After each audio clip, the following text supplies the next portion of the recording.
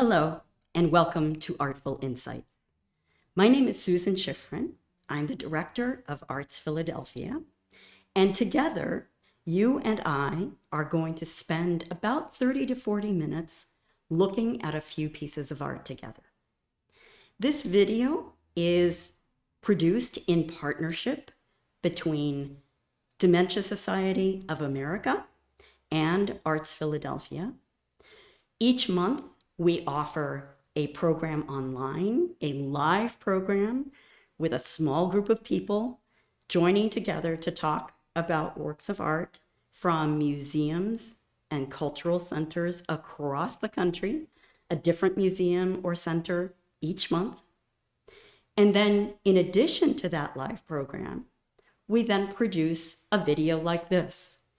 We will be looking at the same works of art that we did in the live group, but with the video, first of all, it's 30 to 40 minutes in length. You can watch it any time of day or night that suits you. And it's an opportunity to have a more intimate, a more self-driven conversation about these works of art.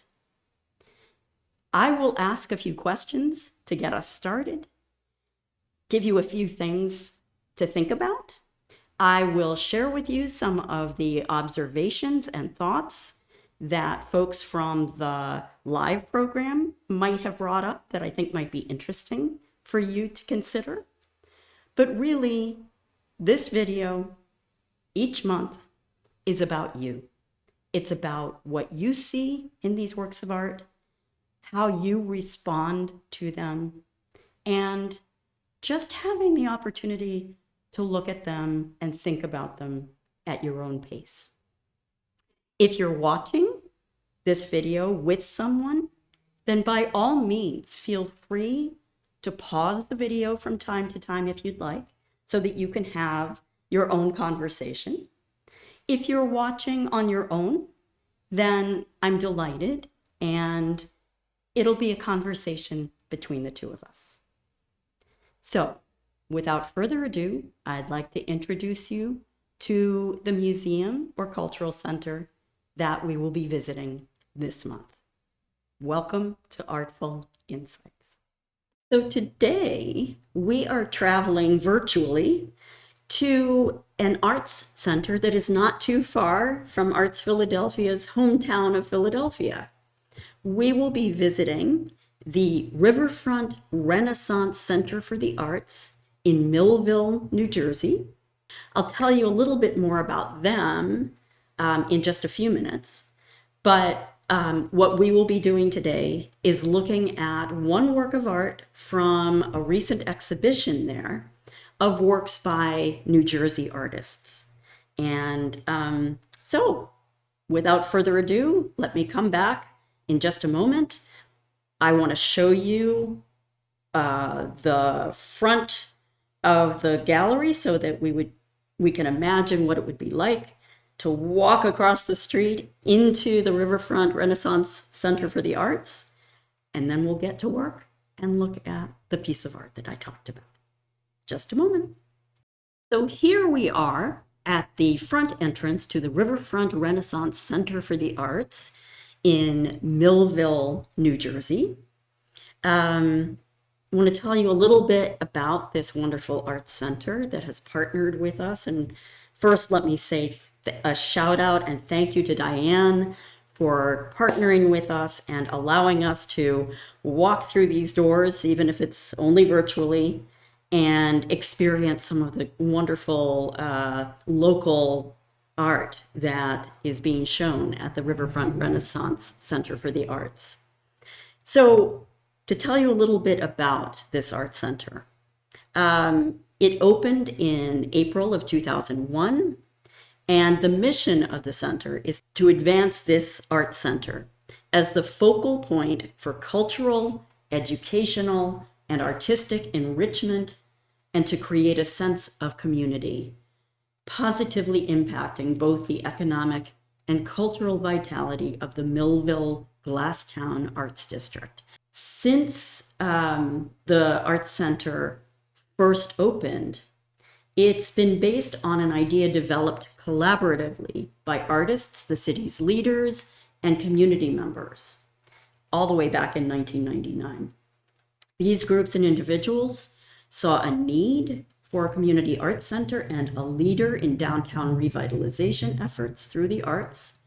And in 2001, this Center for the Arts opened and made it happen.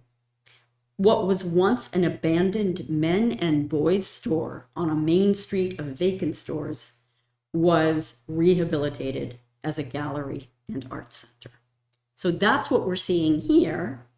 And now let's just step inside and start looking at the piece of art we're going to be talking about today. So here is the painting that we are going to be talking about together today, looking at and talking about. And I just want to start us off, as I often do, by inviting you to just spend a few minutes taking in this painting.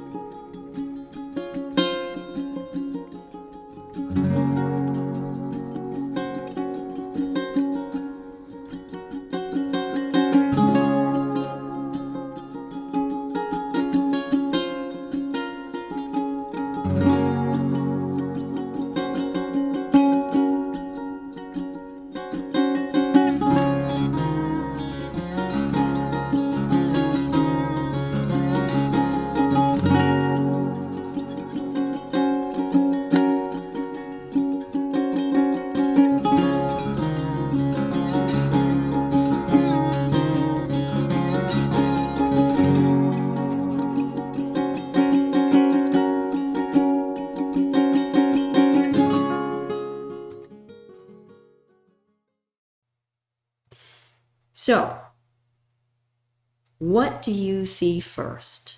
Where does your eye take you immediately when you look at this painting for the first time? That's one question. Do you feel as though this is a welcoming painting, that if you imagine it's a painting of a real place, which as it turns out it is, that you are being invited into that place by this painting? If your answer is yes, then where are you invited to go? And how do you make your way through the painting? If the answer is no, that you don't feel welcomed to enter into the location that this painting is depicting, then why do you think you don't feel welcome? Is there something you see that says to you, no, stand back, you're here to stand outside, not to come in? So imagine, as I suggested at the beginning, imagine that this is a depiction of a place that actually exists, or that exists in the mind of the artist, and the artist wants you to feel that it is a real place. Where do you feel that you're drawn to go in this place? Is there a particular way in to the painting? Imagine you were going to step into the painting from where you're seated. I know it's asking a bit much, but it's one way we have, particularly with a painting that shows us a place or a landscape. It's one way we have always of connecting with a painting, to ask ourselves, is the door open to me? Is the painting inviting me in?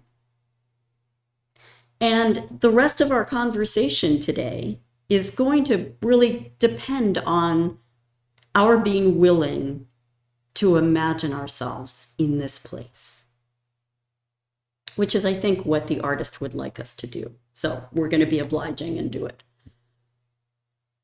So I asked you, where would you enter into this painting? And I'm wondering if you feel, as I have to admit I do, that there is a big welcome sign set up for us because the pathway that we see opens out. Do you see what I mean? It's, how can I explain this? It is a narrow pathway towards the back of the painting that gets wider and wider as it approaches us. And in fact, there's even a suggestion that the pathway continues off the edge of the painting. What that allows us to do as viewers is to feel it's opening up to where we are. So it's as though we've already stepped foot on this pathway. That's what the artist has accomplished by creating this perspective and this way of showing the pathway in action. It's inviting us in to walk ourselves on the pathway. Does that make sense?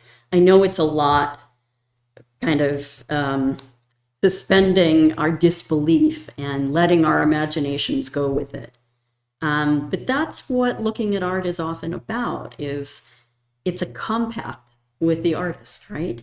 The artist presents us with something, and we have the opportunity to make it come true. So that's what we're doing here.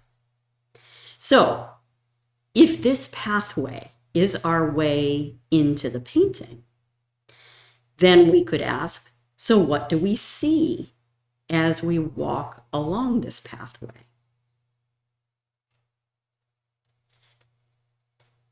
As you may know, in addition to these videos, we have online group conversations about the same paintings that you and I, same works of art, not always paintings, that you and I then look at together in these videos. And in that conversation that we had with a group, the first thing that everyone seemed to notice was the flowers. And I'm guessing it's kind of hard to miss the flowers, right? Because of the incredible bright colors they give us. So the first question that came up was, what kind of flowers are they? Now, perhaps you are not a gardener and don't really care what kind of flowers they are. That's okay. But when we start to talk about what this painting invites us to think about, because the flowers are so prominent, you can imagine that someone who does like to garden would really want to know, what does that look like to you? Does it look like geraniums? Someone in our group suggested they might be petunias. Someone else pointed out that these flowers are different than these flowers, right? So I'm curious as to what you, if you are a gardening expert or someone who loves to have your hands in the soil and grow beautiful flowers and plants, I'm wondering what you would imagine these flowers are. So why does it matter what kind of flowers they are?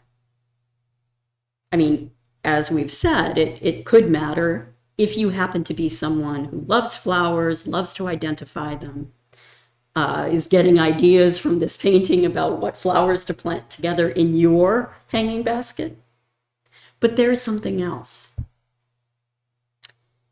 And this dominated our online group conversation about this painting. The question was, where are we? Where is this? That started a whole discussion about what kinds of flowers would grow where, what kind of climate do we think we're looking at? What does the white paint, assuming it's paint, what does the white paint on the buildings suggest to us about where this might be? So we have two parallel threads that we're thinking about. One is, once we decide we're going to jump into the painting and follow the path wherever it leads us, what are we going to see? So, for instance, if we go around this corner, what's going to meet us around this corner? That's one thread that we're following. The other thread is, where is this? Is it a place that you recognize? Maybe you've been someplace that looks like this, and you can use that as a way of imagining where this might be located. So we're looking for our bearings, we could say, in two different ways. One has to do maybe with the story that we imagine taking place within this painting. The other has to do with where that story is taking place. One of the things we could look at, and we did in our online conversation group, is one of our members noticed if we are on this path, as we've said we are, and we look straight back, we see this. It looks like either a door or a doorway, right? Let me see if I can show us a little bit more. Either a door or an open doorway. Doesn't seem to show us a doorknob or hinges, so maybe it is an open doorway. Kind of dark, so we don't see furnishings inside, we don't see people inside. But maybe it's just inviting us to come and explore. You know, the pathway leads right there. But I'm getting off the track here. One of our participants in our online conversation said, now that looks like a door or a doorway that is human-sized. If we follow the path, we could walk right in there and it would accommodate an average height human being. But she said, what about something like this? Or something like this? These aren't human-sized doors at all. In fact, even if they were windows, they're pretty small, aren't they? So she thought, what if they're for animals to come in? At which point one of our gardeners in our conversation said, no. If they were for animals, then you would see that this beautiful flower bed would have been trampled with a dog or a cat or a porcupine or whatever going in and going out. And you know, I think she has a point. Let's just make sure that she was looking carefully enough and see, do we see anything that looks like flowers have been squashed? I don't know, what do you think? Do you see anything here that looks like maybe somebody trampled on the flowers? I mean, perhaps there's more green here than in the rest of it. I guess perhaps we could imagine that there's more green because the flowers were trampled. So could it be a door for an animal? I'll leave that up to you. Most of our participants in our online conversation were convinced by the argument that no, the flowers are still in too good shape. No one's walking back and forth on them. So then the question arose, well, then what do we make of these very small openings? And the member of our group who had said, no, they can't be animal entryways or exits because the garden's in too good shape, she said, well, what if these are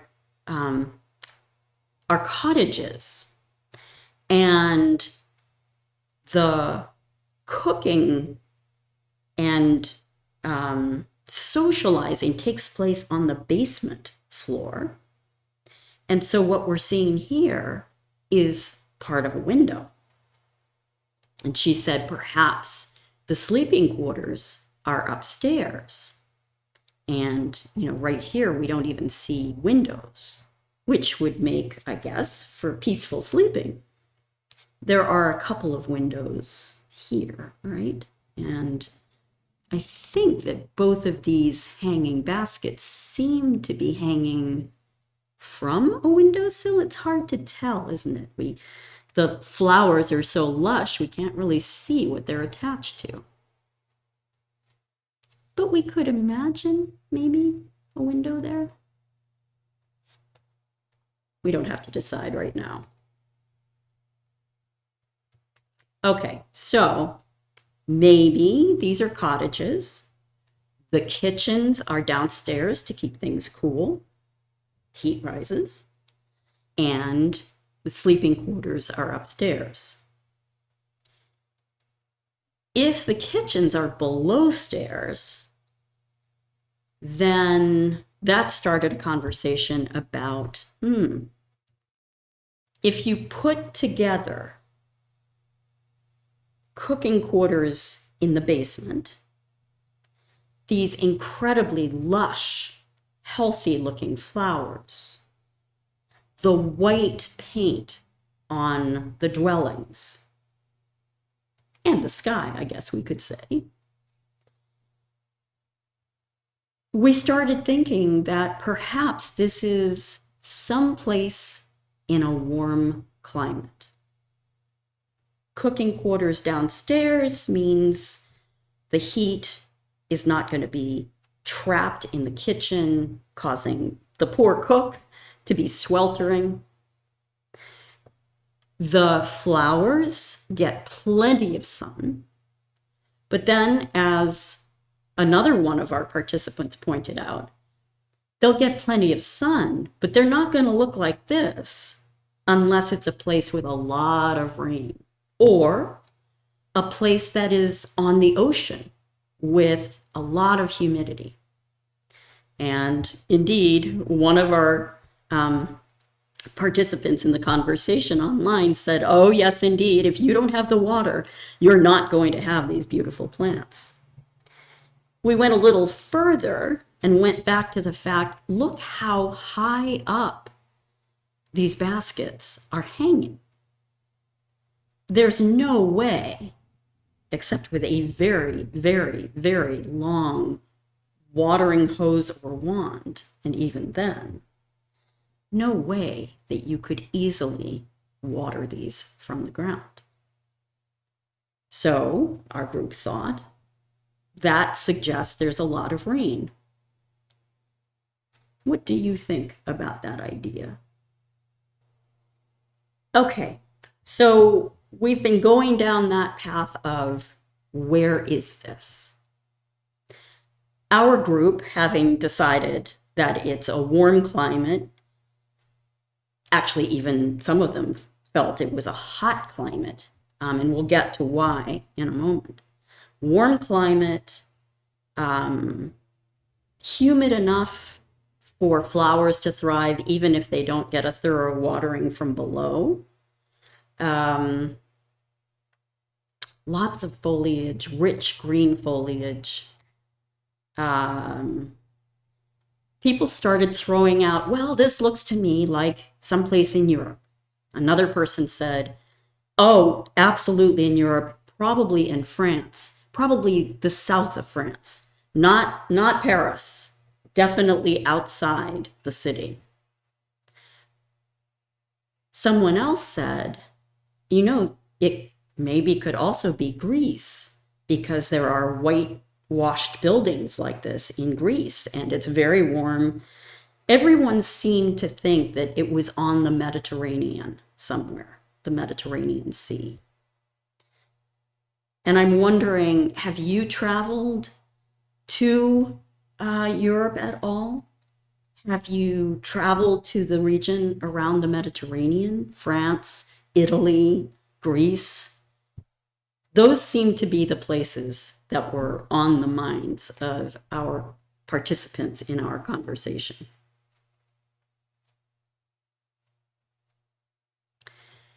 So while we're trying to figure out where we are, one of our members just said, you know what?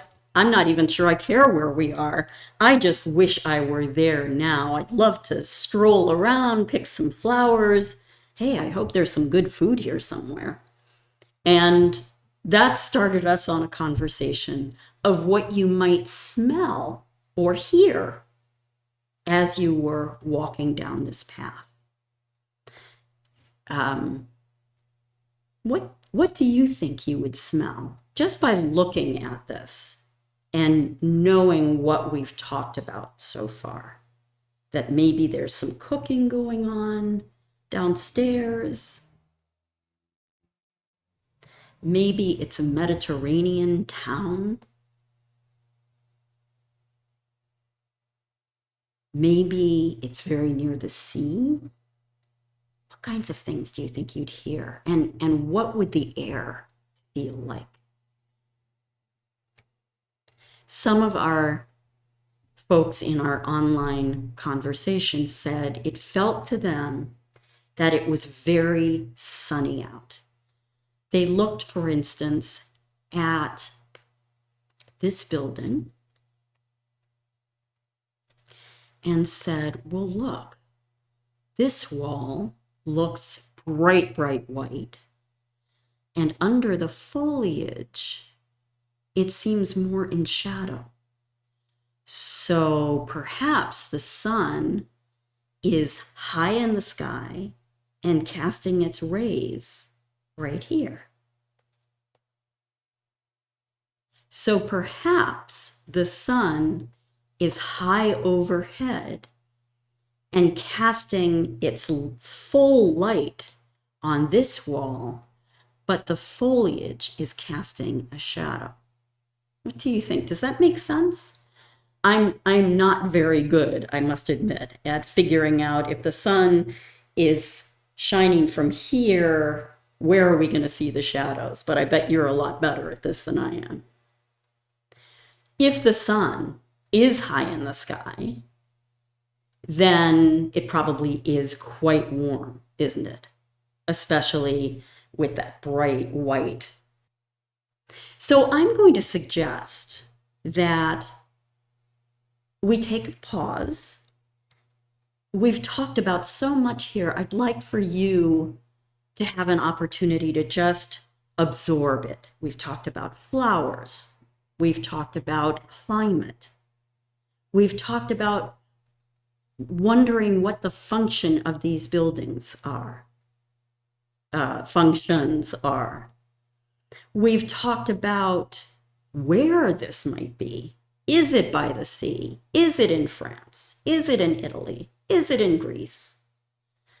So take a few moments and just peruse the painting. And then when you come back, we'll talk a little more and then we'll wrap things up.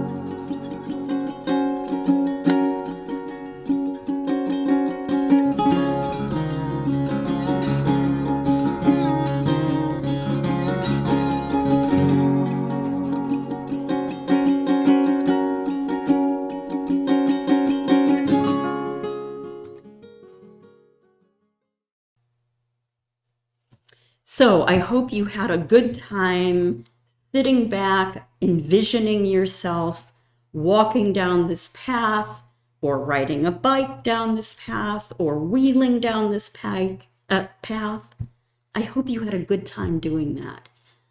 I hope you also had a chance to think about what it would feel like to be here. Would it be warm? Would there be a sea breeze? Does it feel like it's hot sun or cloudy? You might have noticed some things we didn't even talk about. And that's part of the fun of looking at a painting like this. There's always more to notice. So, as we head towards wrapping up, I do have a question for you. Did you notice any people in this picture?